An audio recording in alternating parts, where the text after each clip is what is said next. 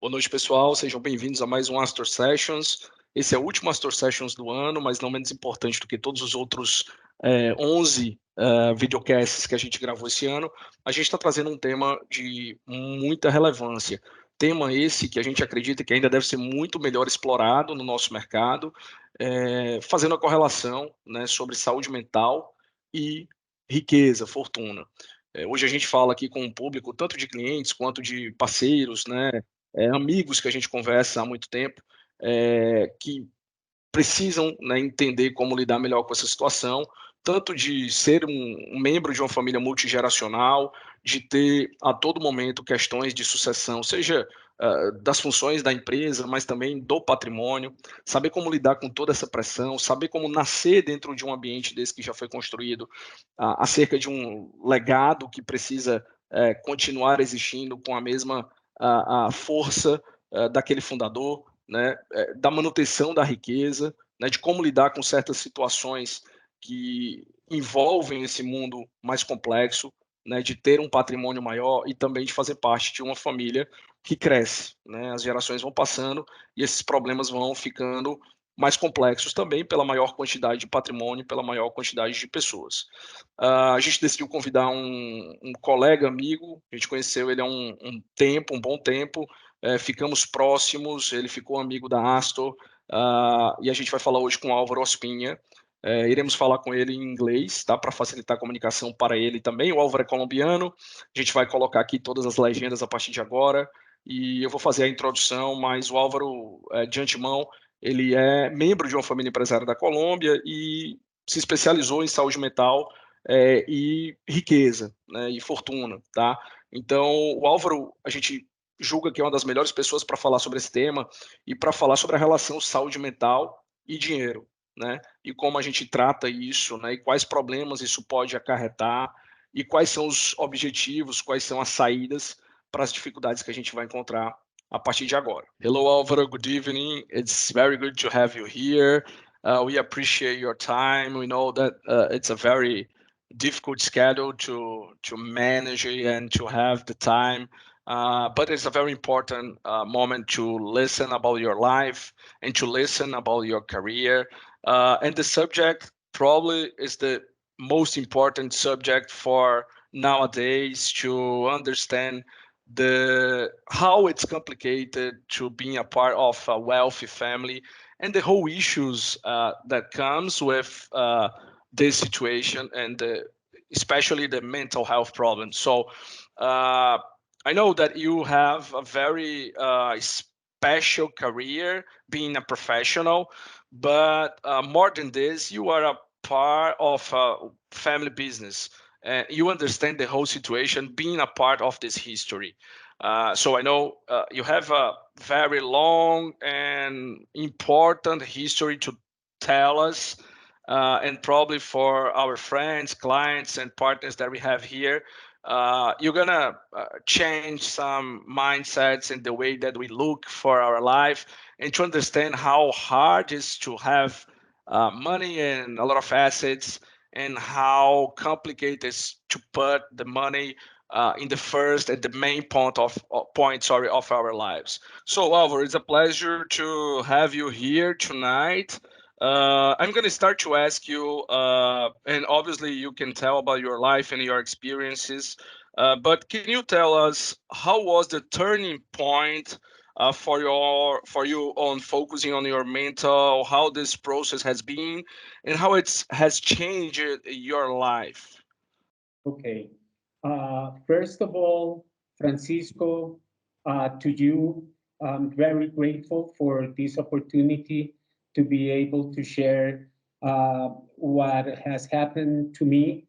And hopefully, this can be an important turning point, hopefully, for many people from the different families in Astor Capital. Money is an issue. But life is more important than anything else.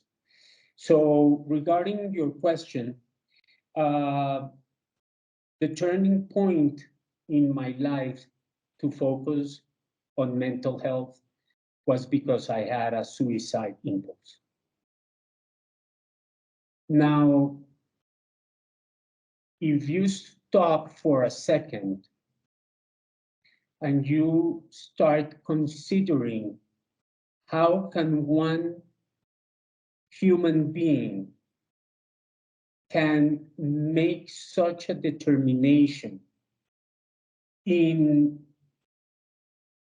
putting an end to his or her life, it's definitely something that has to call anyone's attention. Now, in my case, I turned 52 years old this past October. And when I was 49, I have to confront 2 suicides that very close friends of mine committed. This, one way or the other, affected my, as I call it today, my internal universe, but I didn't understood how. As a consequence of that, Ernesto committed suicide the past 4th of March of 2021, and I found him dead in his apartment. Confronting this situation was extremely traumatic for me. But 4 months before Ernesto's situation, Mauricio, Meneses, another very close friend, committed suicide and was found in his apartment as well. So having these situations and these experiences, it turned something apart from my inner self. And I began in a downward spiral of negative thoughts, of lack of self-esteem, of judging myself, and carrying a burden of guilt so huge that one night, the 24th of July of 2021, I decided to jump into the road to be hit by a car. Obviously, it's a situation that there's no explanation how one can enter in that level of pain and grief so huge that you don't see light at the end of the tunnel, that you don't see a meaningful life, that you don't see that there are many things in life that I have done right. I've made my own mistakes, obviously, but we have to learn from that, no? But I've done as well many things right, no? But how could something so complex and traumatic, no, had taken me and pushed me to that point in which I didn't find anymore a meaning and a reason to live. So this is very complex. I was auto-judging myself for tragic decisions that very close people have made, but I was not responsible for that. So that was the turning point. At that very moment, I reached out to my family. I had a conversation with my father. I had a conversation with my brother. And I obviously raised my hand and I said, I need help. Now, it's okay not to be okay, but it's not okay not asking for help when you need it. That was the turning point. And as a consequence of that, I decided to get into a clinical process for 92 days here in Bogota, Colombia, where I was treated by a team of 7 psychologists and psychiatrists to help me understand why, when pretty much I am very grateful for so many things, I made the wrong decision in a split second. And I've been lucky enough that I survived. So many things could have gone wrong that night. That car, instead of stopping, because there's one split second of memory that I don't have, I just can't recall exactly what happened at that moment, no? But eventually that car was able to stop, and that's the reason why I had the opportunity to meet you in Sao Paulo in August last year. And thanks to you, I'm here sharing this experience with you and Astor Capital. That one split second that could have been totally different, and the consequences could have been absolutely tragic, were not. That I can say today, simple decision, but taking that action, that courage of asking for help and looking for the right treatment is extremely complex. It's extremely difficult.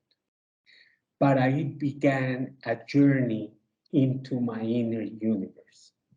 I began a journey not only into myself, but I began a journey into my family and to my past. And throughout that process, throughout those 92 days, I was able to understand many, many things that had happened among my existence that were brought from past generations as well. Scientifically, this is called epigenetics. So I inherited trauma from past generations, especially from my grandparents, my father's parents, and my mother's parents. A little bit of my background from my mother's parents, my family. We've been extremely lucky to be very close friends and have worked together with one of Colombia's richest families, the Santo Domingo family, a billionaire family here in Colombia, among the very few that Colombia has, differently to what probably we can find in Brazil, no? And that gave us a certain status, a certain lifestyle due to these relationships. But I was not able to understand what came behind all these relationships. And one important element that had a very deep effect on my existence has been money. Money because of what I've been able to see and the way I've been able to live and the places I've been able to visit, the education I've been able to receive, and so many things that have created an extremely high expectation on material things that had distanced me from my inner universe, from my essence, from my real purpose. So ego, money, material things were way, way, way above and growing exponentially, but my human aspect, my human self was every time more diminished. And this is very difficult, and this is very complex, Francisco, because you start to detach what really matters in one's life towards being more focused on either a social status or a material or lifestyle, no? Which is perceptions. It's really a matter of perception. So as you can see, and you might probably understand, obviously you had the opportunity to be in my conference in Sao Paulo, no? It has radically changed my life because I was able to understand one thing that we are never taught in, and that's called trauma. And when we have trauma, and when trauma comes from past generations as well as an inheritance, we can inherit money, no? But we can inherit health issues. Well, we can inherit, no, traumas from our past generations. And as I mentioned, this is scientifically proven. It's called epigenetics. So trauma was growing in my life, grew with me. It generated a lot of conflict in the relations, my intra-family relationships, my relationships with my father, my relationships with my brothers, no, which the family aspect is obviously very complex as well, but we're focusing on my experience, no? And then the aspect of control. So when you have trauma and you have conflictive relationships, and you have a patriarch, in my case, it can be in other families, can be the mother or the grandmother, the matriarch that controls things, that one person, through money, control the life of the family. And here is where problems get nasty and serious. Because of that situation, your feelings, your thoughts, your memories, your conscious starts to go around a very turbulent and negative aspect in life. As a consequence of this pain and grief, you will start having the rise of addictions. You will start having problems in behaviors. And here is where people start losing their focus, and addictions, anxiety, depression, bipolar behaviors start to rise. And cleaning this and getting through this can be solved. But you need to understand that you need to accept that you have a problem. And you need to understand that you need to accept that you want to change as a human being, that you really want to have a radical change in your life.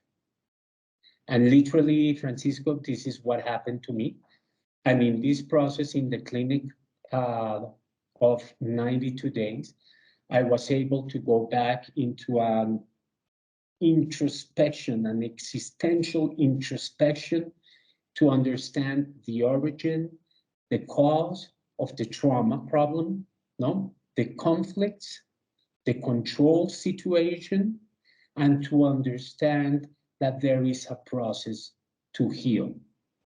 And when you start healing, and when you're ready to forgive, you will start letting the trauma and the psychological prisoner that lives within us, you start to let it go away.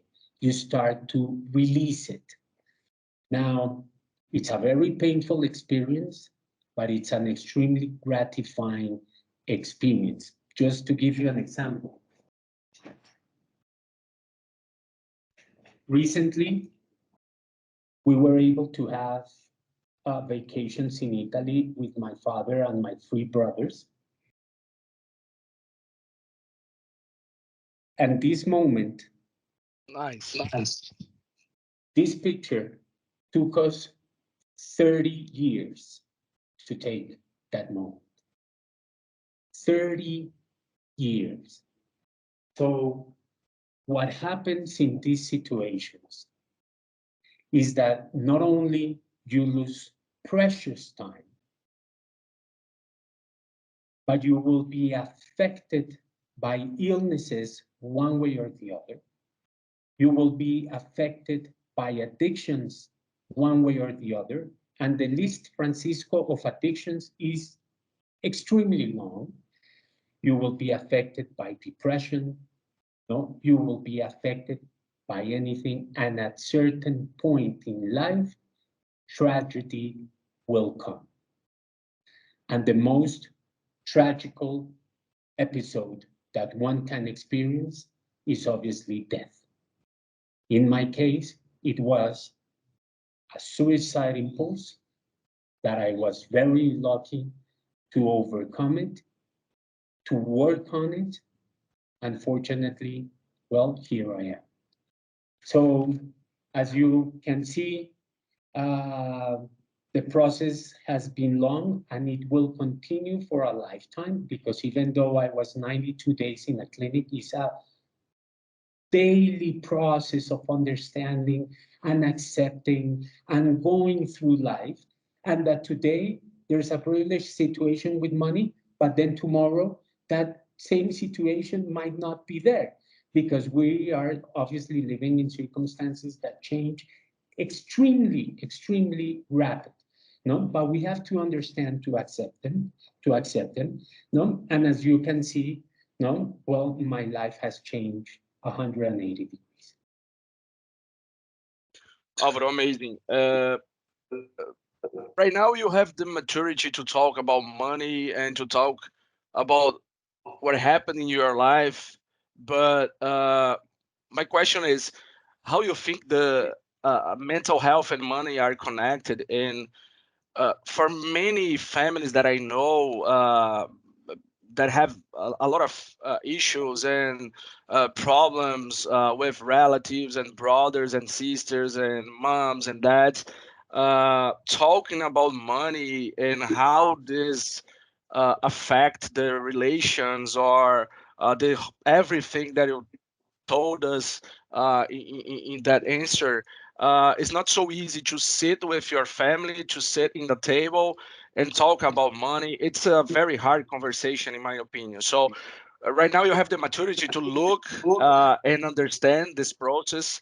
But my question, one more time, is how you think that the money and mental health are connected, and what is the first step for a family start to talk and have those hard conversations to start to this healing process and stuff? Okay, well, very good and very important question, Francisco. First of all, we humans are made of emotions. We are experiencing emotions throughout our day, from the moment we wake up to the moment we go to bed.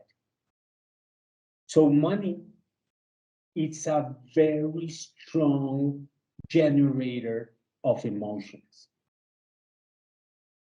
The connection is direct.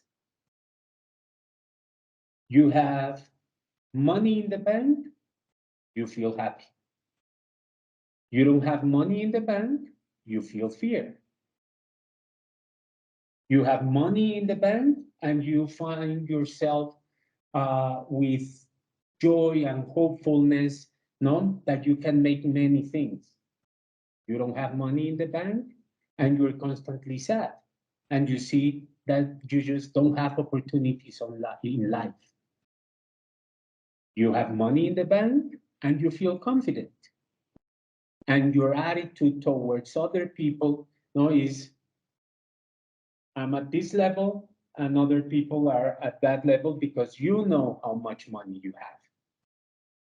But you never know with the other person that you might probably be talking how wealthy or not that person can be. No? But you feel confidence. No? You feel or you believe you have the power that money gives you to feel that confidence.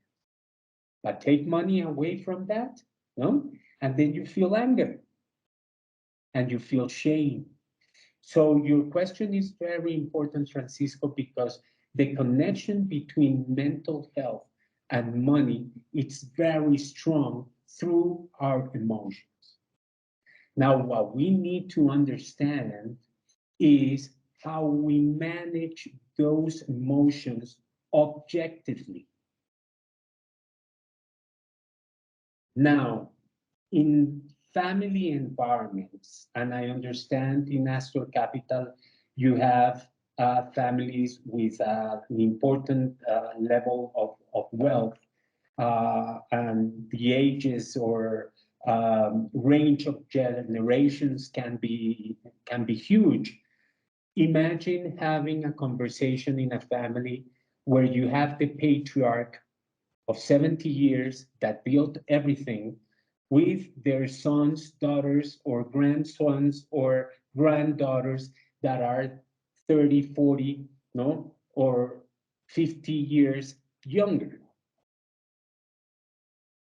Well, there's another issue very important, that when these situations arises, that patriarch or that matriarch, but it could be the mother, it could be the father, no? Because of their life experiences that they had to live and they had to deal with, their own trauma, they, one way or the other, were motivated to create what they were able to create. But because of that reason, they feel as well that they have the power to control the life of everyone else. And here is where these conversations become very complex. Because we put in the center of the conversation the focus or the origin and the cause of success is money. But that's wrong. That's not really the case. The origin and the cause of that success are past experiences that are associated with trauma. But past generations were never taught on how to talk about these issues. Past generations, no, were very strong male centered, no, approaches where the man is out there, no, doing the business, and the woman is there at home taking care of the family. But what comes behind that is never put on the table. So parents, grandparents, brothers, sisters, cousins, relatives, take the family environment you want. You can have a very small family with 5 or less than 10 members with a lot of money, and they will be killing themselves at a certain point in life. But you can have a huge family, more than 100 people in that family, and they will be killing themselves because of the same reason. Because everything that transcends goes around money, that is the conflict generator, and usually one or very few people take control of the situation. Perfect disaster. What do you lose? You lose the relationship with loved ones.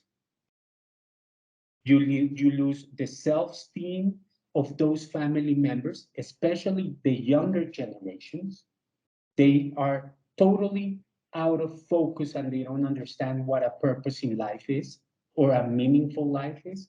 And the rest are potential consequences that instead of enjoying the privileges that come with being so fortunately in having those amounts of money, are totally wrong. Instead of a son wanting to see his father and sharing, as I mentioned, and sharing this moment, for us it took us 30 years, but we made our first step in solving our past. Other families never do it. And what will happen is that family members will die. A grandfather will die someday because we are all humans, but the younger generations will die because of illnesses, cancer, depression, addictions, or whatever other circumstances. So what I can say is it's a very difficult process to start that conversation. It's a smelly, fishy conversation. But you need to bring a moment of willingness of family members in understanding that with that privilege of having a successful business, of having an amount of wealth which is in the million of US dollars, instead of enjoying that moment, they're destroying those moments because of lack of communication, because of lack of understanding of the origin and the cause of what was the trauma that has generated the conflict, and money has become an element in between that makes all that situation more complex. So the first step is to understand that to solve or resolve conflict family issues, you first need to understand what has caused pain and grief in the past. That's called trauma, that can bring an opportunity to let go that psychological prisoner that is among us. And don't let money be an element of control. So start having conversations with the openness. They're not going to be easy. They're going to be very difficult conversations. And from my experience, we always needed the help of someone specialized in these issues to help us understand the pain and the grief that my father was feeling or my brothers were feeling. So I could have certain level of empathy to them, as well as them having empathy towards me. But you have to understand that this was all possible because there was a suicide attempt. I hope no other family need to go through that level of catharsis, or situations, or life-threatening moments in life, to open a window in a purpose to open the conversation. So this is the important thing. You need to understand the past. You need to understand the pain. You need to understand the grief. You need to understand trauma. So, Alvaro, continuing talking about this, in 2020, we have the coronavirus and the whole pandemic situation. And like you just said to us, the wealth, a lot of wealth people, they think that they are superhumans, super men's and super women's, and just because the money, the ego, and the status, they could think that anything could hit them. But coronavirus in 2020 start a process that obviously was a chaos, but it was kind of good to make the wealth people to understand that they have a lot of vulnerabilities. So how can you think and explain this phenomenon after 2020? And if you agree that it should accelerate the process to make the families sit down and talk about wealth planning and the whole succession process and understand that money is not everything. So it is a turning point for the behavior, in your opinion, after 2020 and before 2020? Yes, it is. There is a turning point. And the main reason for that, Francisco, is that all that I've been able to share with you so far, no, are emotions, are feelings, are past experiences, are trauma is involved, and it has always been there. There are three main issues that we all humans have to go through. And that's called how we process loss. How we process the loss of a loved one, how we process the loss of belonging to my wife left me. No, how do I process separation? No, and the process of losing money. These three elements, the process of love, the process of loss of life, of belonging, and material things, every human being around the world, no, will experience these situations. Those experiences were lived prior to COVID-19, but nobody talked about it. Then in 2020, COVID-19 comes in, and we are under this confinement. And in this confinement, being with family members or on your own, or whatever your circumstance in life at that moment was, you were in a lockdown process with yourself. And that situation was not bearable for many people, because those past experiences, no, that were repressed in your inner universe, as I called it, no, started to emerge. But they started to emerge because of the pressure upon human beings because of COVID-19.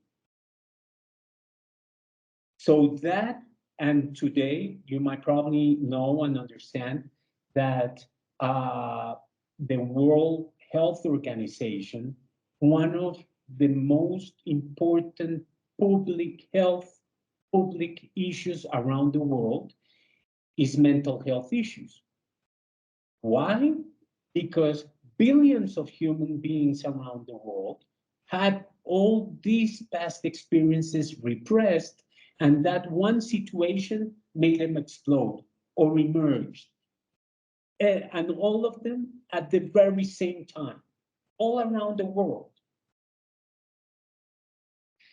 So it was a detonant. It was a pressure put among us, humans, because of the confinement, because of the lockdown, because of the uncertainty of what was going to happen next. We didn't know what the next day was going to bring all around the world. So we were not taught on how to manage these circumstances, first of all. And second of all, it brought a lot of pain and grief because what was at stake was the life of our loved ones. And as in Brazil, as in Colombia, and as all around the world, thousands of people were dying by the day. So besides that, we had that element of death, of the threat of death, that if I was going to be infected by whatever circumstance, by COVID-19, immediately my thoughts were, I'm going to die. So this was an extremely strong and a very shocking process of letting those repressed feelings and emotions emerge. And this is why we're having so many other problems today.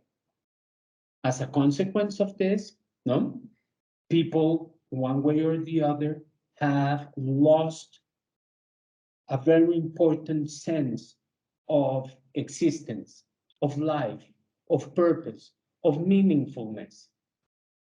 And you can have in your bank 1 million, 10 million, 50 million, 100 million, and it's not going to change your daily experience, not because there's something in your inner universe, not that's torn apart.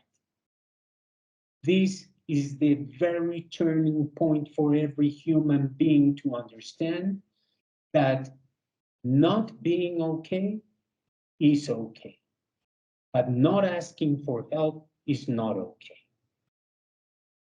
So the impact of COVID-19 has been very strong.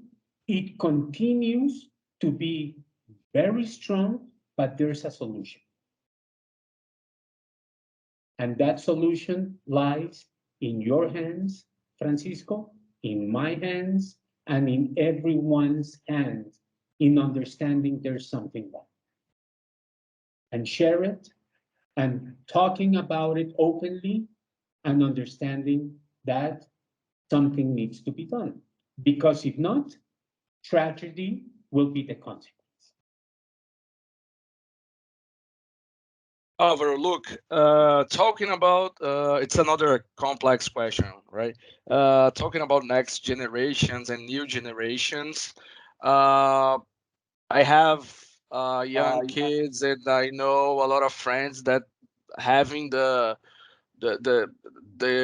kids raising in a new and different world, a TikTok world, AI world. So how can you imagine the future with a lot of information, misunderstanding, anxiety, a lot of 10-year-old kids taking drugs and medicine to try to treat some anxiety and some another kind of mental disease. So mental health and the connection of wealth in the future for the next generations in a very different world. So how can we deal with this? Francisco,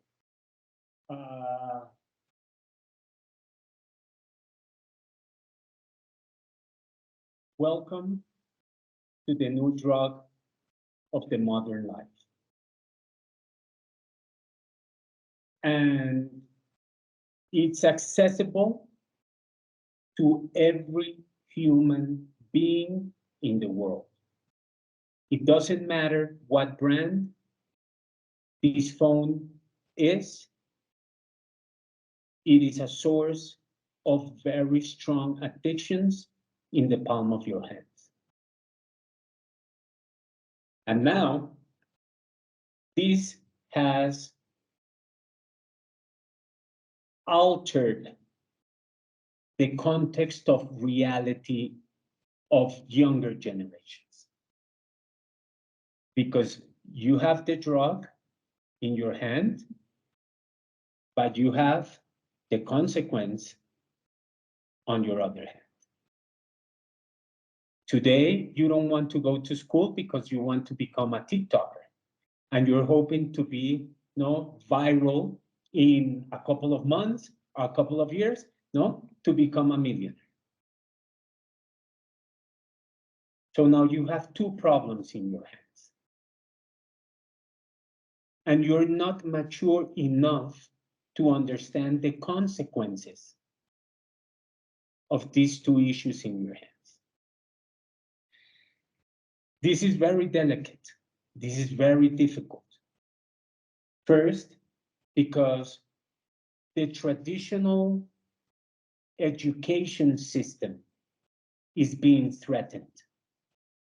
Children today think that with one of these phones, mobile phones, with a great idea, in a blink of an eye, they're viral and they're TikTokers and they're multi-millionaires.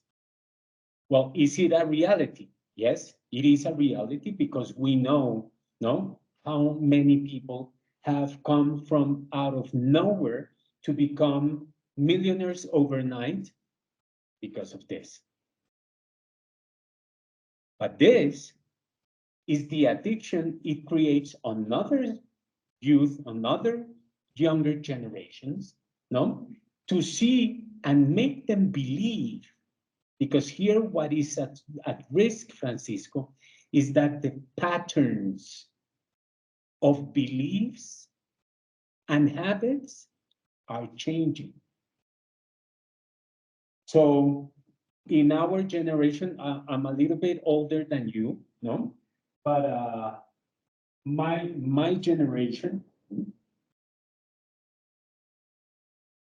we had to take the books, we had to read, we had to learn, we had to go to school, we had to go to universities, which are still very important, because we didn't have this. So we did still believe that the educational system, was the source of growth for a human being. Now, those beliefs are that having a phone, I can change my life. And the worst thing of all is that it's true. It is true, but that only happens to an extremely low percentage of people around the world. The rest, who are permanently looking at their cellulars and wasting valuable time of acquiring knowledge the traditional way or working, what they're doing is that they're creating or generating an addiction to the screen. So these conversations are a must among families, among wealthy families. And it doesn't matter, Francisco, you don't need to be extremely high net worth to understand these things. You just need to understand we're human beings. And we need to understand that what we need is a human connection, not an irrational connection. So putting these conversations in families, tables, meetings, family reunions, is what's going to make the difference, is what's going to make a very important change, in having kids younger generations avoiding entering into another category of trauma. And that other category of trauma is that if I don't make it as a TikToker, then my life is worth it. And then you commit suicide. So at the end of the day, Francisco, what's happening turns into the same consequence. Life will always be exposed and threatened. But your father can have 50 million in a bank account, or 10 million, or whatever, or probably nothing. Because it's not about how you perceive the irrational context of life. It's how you connect with yourself, with your inner universe, that makes you understand that there's a much greater purpose in existence. But when you're young and you're a father of very young kids, this is a huge responsibility, Francisco, that you have. As time goes by and as your children grow, on how to provide them with much more self-esteem as humans than addictions to the screen. But the purpose or the way to face this reality is communication. Constructive, effective communications that put on the table the problems, letting, on the other hand, the people, the family members, the children, be their own as well. There's a very thin line in parenting today, very, very thin line, in where to let them or up to where they can do and where to put limits, and where to put boundaries. So it's a very complex situation, but it needs to be confronted. It needs to be approached. It needs to be taken care of today. Alvaro, I would spend the whole night with you. It's a pleasure to learn and understand about the whole knowledge that you have, and how it's beautiful your purpose to share with us. And I would like to ask for a final message. It's complicated. The world, we are seeing a lot of wars in the world. We are in a different world, like we just said.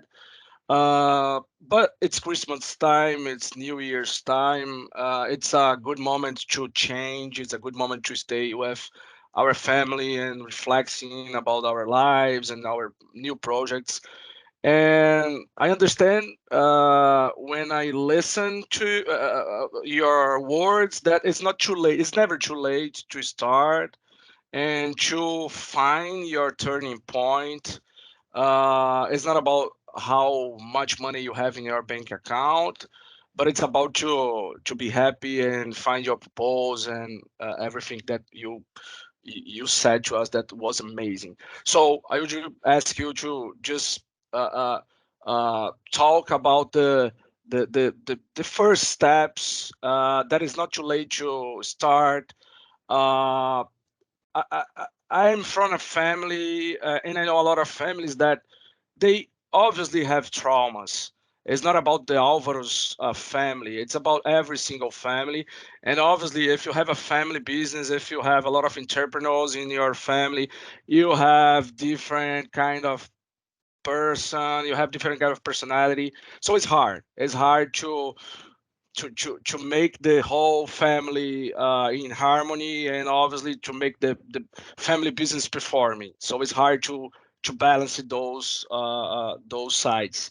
So it was a pleasure to stay with you this night, and let's listen about your final message, and let's try with a lot of families that we have here to start and to have a different behavior in 2024.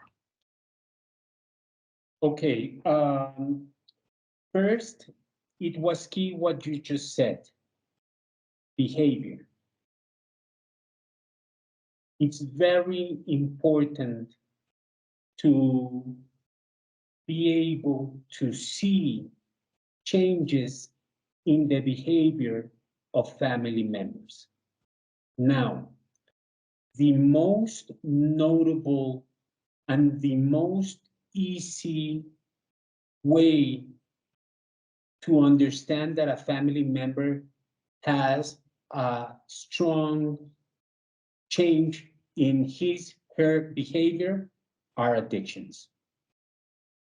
Alcohol consumption, drug consumption, sex addictions, betting,